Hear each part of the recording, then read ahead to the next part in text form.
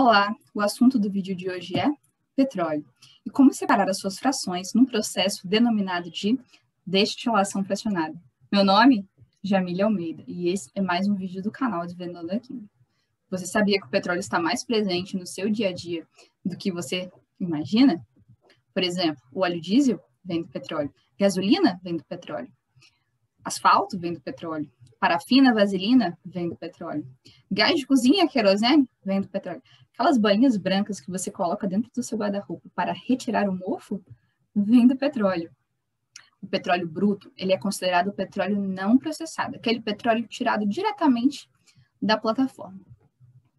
O petróleo ele pode ser retirado de plataformas que estejam em cima da água ou de plataformas que estejam em cima do solo. Isso depende de onde as jazidas de petróleo são encontradas.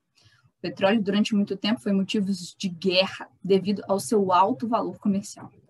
Você sabia que o petróleo já foi considerado, já foi chamado de ouro negro? Deixa aqui nos comentários se você já ouviu falar. Eu sabia. O petróleo é uma mistura de hidrocarbonetos com diferentes tamanhos de cadeia. Hidrocarbonetos são moléculas formadas exclusivamente por hidrogênio e carbono. Isso vai variar, o seu tamanho vai variar muito, desde moléculas menores, como o metano e como o propano e o butano, até moléculas muito maiores, de nomenclatura mais complicada. Vocês podem observar, então, que o petróleo tem diversas substâncias formadoras, e essas substâncias, elas precisam de ser separadas para que nós consigamos atingir todas as aplicações do petróleo. O petróleo, ele é um líquido de cor negra, ele é muito viscoso, ele é insolúvel em água, ou seja, ele é apolar e ele também é menos denso que a água. O fato do petróleo ser menos denso que a água causa um probleminha. Por exemplo, no processo de extração de petróleo, quando o petróleo é retirado, pode ocasionar, não acontece sempre, pode ocasionar vazamento de petróleo. Quando isso acontece, como o petróleo ele é apolar, ele não vai se misturar com a água, mas ele vai ficar na superfície da água por ser menos denso. E isso vai fazer com que haja um impedimento da entrada de luz. Isso pode ocasionar a morte de algas, por exemplo, afetando diretamente o ecossistema aquático. Outra situação que pode ocorrer também é o fato do petróleo impregnar na pele dos peixes ou impregnar nas folhas das algas, e isso vai fazer com que eles fiquem contaminados. Quando nós sujamos a nossa mão de óleo, de gordura, nós temos detergente, né, que é formado por uma parte apolar e por uma parte polar, então nós conseguimos lavar a nossa mão e eliminar o óleo da nossa pele. Os peixes não têm detergente, então eles ficam contaminados. Outro problema também é a utilização do petróleo. Combustíveis como óleo diesel e gasolina vêm do petróleo. E durante o processo, né, do uso desses combustíveis, há a queima dos mesmos. E a queima desses combustíveis, por exemplo, da gasolina, ocasionará a liberação de gás carbônico. O gás carbônico ele é um gás intensificador do efeito estufa. O efeito estufa é um efeito natural, é um efeito bom, e ele é responsável pela manutenção da temperatura da Terra. O problema do efeito estufa é quando ele é intensificado, que é o que nós conhecemos como aquecimento global. Então, o CO2 é um dos gases causadores, não causadores, mas intensificadores do efeito estufa. Como eu falei, o petróleo é formado por moléculas de vários tamanhos, e aquelas moléculas menores, como aqui o propano, elas apresentam pequenas interações intermoleculares, não tem interações intermoleculares fortes, são interações intermoleculares fracas. Isso faz com que precise de menos energia para que essas moléculas passem do seu estado líquido para o seu estado de vapor.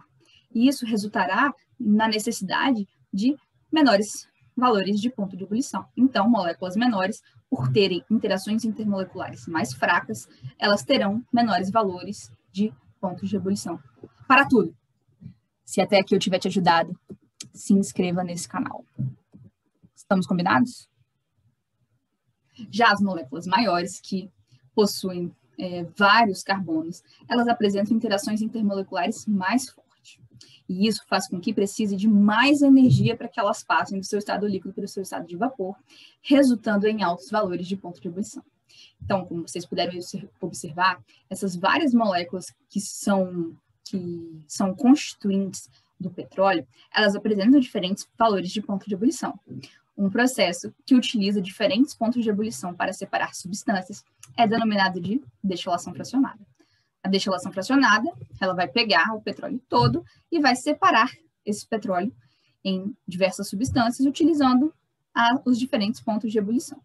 Temos essa coluna aqui, na parte superior da coluna, a baixas temperaturas, e na parte inferior da coluna, a altas temperaturas. Então, aquelas substâncias, aqui vai entrar o petróleo bruto, tudo bem? Aquele petróleo não processado, ele vai vaporizar e depois ele vai condensar. Aí você coloca o petróleo aqui. Aí você vai aquecendo, vai aquecendo, vai aquecendo. Aqueles que vão vaporizar mais rápido, por exemplo, os gases, eles vão vaporizar mais ou menos a 25 graus Celsius e depois eles vão condensar. Por exemplo, que gás que a gente vai encontrar aqui? O propano, butano, que são gases formadores do gás de cozinha que nós conhecemos. A gasolina também ela é extraída logo depois. Observe que a molécula dela é um pouco maior do que as moléculas dos gases. A gasolina ela é formada por várias moléculas e variam o tamanho das moléculas. Aí deixo essa aqui como exemplo. A naftalina, que eu falei que é aquela bolinha que a gente utiliza para tirar o mofo do guarda-roupa. A estrutura dela está aqui. O óleo diesel, o querosene, que já tem querosene que tem a estrutura um pouco maior. O óleo diesel, que tem a estrutura um pouco maior também. O óleo lubrificante, o combustível, que tem essas duas possíveis estruturas, a parafina, a parafina são 18 vezes esses dois carbonos aqui, então vai variar o tamanho dela de 40 até 50 carbonos, então é uma molécula muito grande, muito alta, para que ela vaporize e para que depois ela condense. O betume, que é utilizado no asfalto, ele já tem uma estrutura um pouco maior e tem alguns elementos como enxofre e nitrogênio dentro da sua estrutura. Então, o petróleo, ele é um líquido negro, ele é um líquido de alto valor comercial, já foi denominado ouro negro. Não esqueça de deixar aqui nos comentários se você já ouviu falar que o petróleo é um ouro negro. E ele é retirado através das plataformas de petróleo, né? E ele é muito bom, porque ele é muito utilizado no nosso dia a dia, mas o problema dele é que ele é considerado um combustível não renovável, porque ele demora milhões de anos para ser renovado, para ser feito novamente. Então, nós temos que ter cuidado com o uso dele. Por exemplo, também uma das consequências do uso do petróleo é o aquecimento global, né, que ele é responsável por intensificar esse efeito estufa, né, devido à adição desses gases poluentes na nossa atmosfera. Então, temos que tomar esse cuidado e estarmos cientes da utilização do petróleo. Enfim, esse foi mais um vídeo do canal Desvendando a Química. Um abraço e até o próximo.